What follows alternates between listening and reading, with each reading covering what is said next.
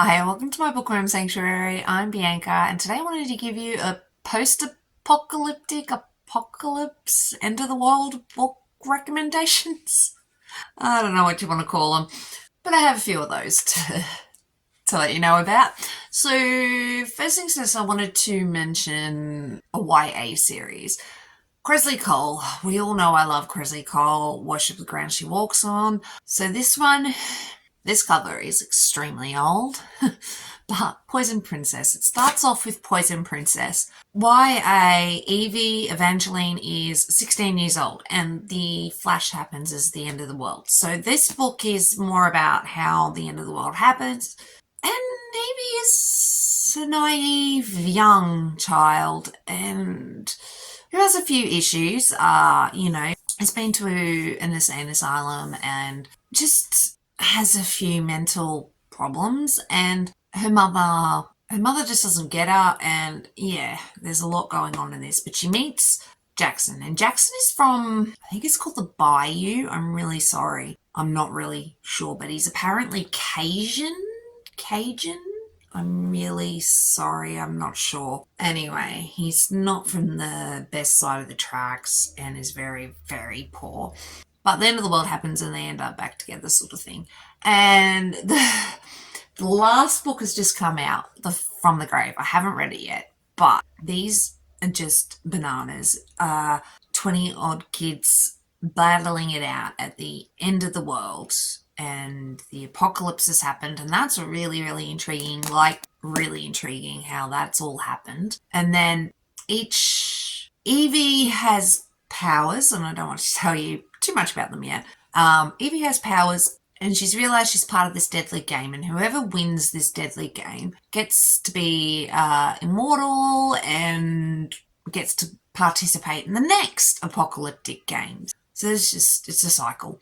And I love triangle in this. More picks up in the second book, the love triangle, and it's insane. And I'm not really one for love triangles anymore. I'm more like, why can't she choose both? Why does she have to choose one? But she can have both of them. Why not? But I really enjoyed this for a love triangle, and it's probably the only love triangle I can still tolerate. But I love it, and I can't wait to get around to it. I've got to get around to it soon. From the Grave. Last book. It's probably going to make me emotional, and yeah, can't wait for it. But I really wanted to mention them. I want to mention the Nameless Souls MC. So this is based in Australia. A virus has destroyed the world, and basically Runner. So there's these group of girls living in this university, but then they're threatened. So now they need backup support, and they go to the local motorcycle club for help, and that's when they sort of make an alliance together.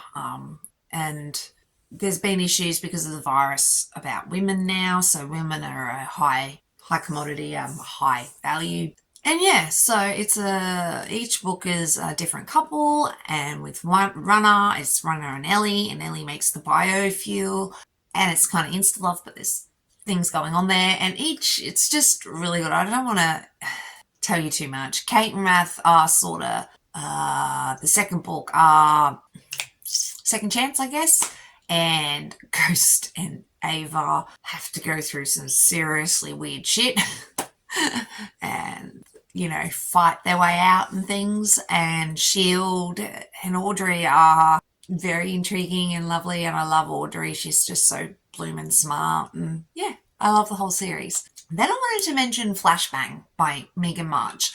Megan March, I'm not sure how you pronounce her name, but with this one, End of the World, again, I think this one was an EMP, electromagnetic pulse. And so the world ended. And from memory, her father was a prepper. And so she's trying to get out of the city and get back to find her father and her sister and whatnot. She gets sidetracked as you do and ends up with the guys. And I enjoyed this for what it was. It was quick fun. And I kind of wanted more about the whole world. Unfortunately, the second book did let me down a little bit, but I really enjoyed Flashbang. She just, the guys didn't really trust her and they wanted her to stay around, but never really told her to stay around. And she really needs to get to her father and sister. And yeah, I really enjoyed it. It was fun and sexy. And I want to mention Elle Kennedy. I can't remember what this series is called, but it's Claimed, Addicted, and Ruled. Yeah, Claimed, Addicted, and Ruled. And if I remember correctly, a virus was the problem there too. But this is more post-apocalyptic, and it's been years since it's happened, sort of thing. And the people, and each couple are sort of like rebels, I guess, not are living out in the outback, not the outback. Can't remember. Anyway, I feel like outlaws. Something to do with outlaws. Anyway, not the point. The point is, each of these books is actually really fun. Really enjoyed them. I think the last one, Ruled, was it? Or I think it was Ruled, was my favourite. And that was a Poly 3. And I really enjoyed that. But, you know, it's them trying to fight against the government that now exists. Them wanting to live the way they want to live without being micromanaged, I guess. And yeah, I really enjoyed it. Then I wanted to mention quickly The Immortal Rules, The Eternity Cure, and The Forever Song by Julie Kawaka. These are YA. These, I guess, are kind of end of the world. Vampires rule the world now, and it's very intriguing. Very intriguing. So it follows Allie, and Allie is trying to survive, and she is a pretty good survivor, and then ends up in trouble and makes a mistake and pays for it dearly and becomes a vampire. It's a trilogy, and it's really interesting how it all pans out, and there's a lot of history between her and her sire, the guy who made her a vampire, and his history, and another side character I don't want to talk to you about. But then there's, you know, her love interest that I'm pretty sure it was Zeke from memory. It's been a while since I've read these, but I really enjoyed them. And they kind of had to travel, which is intriguing because she's trying to pretend that she's still human, but she's a vampire, and there's limitations with vampires and whatnot.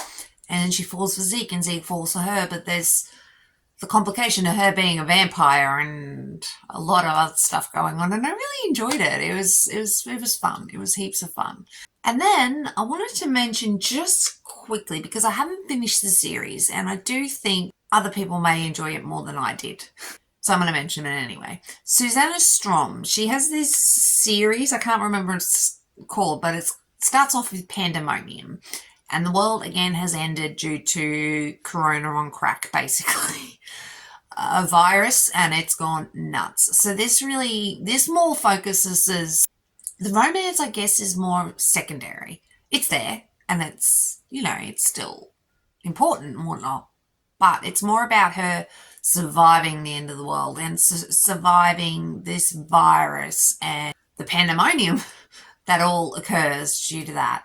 And in the midst of that, kind of instantly falling in love with this guy, this motorcycle biker guy, but he's not really a motorcycle guy anymore because his club just is gone. So there is a lot going on in this, a lot, and I really do think you may enjoy it more than I did. So I want to mention it.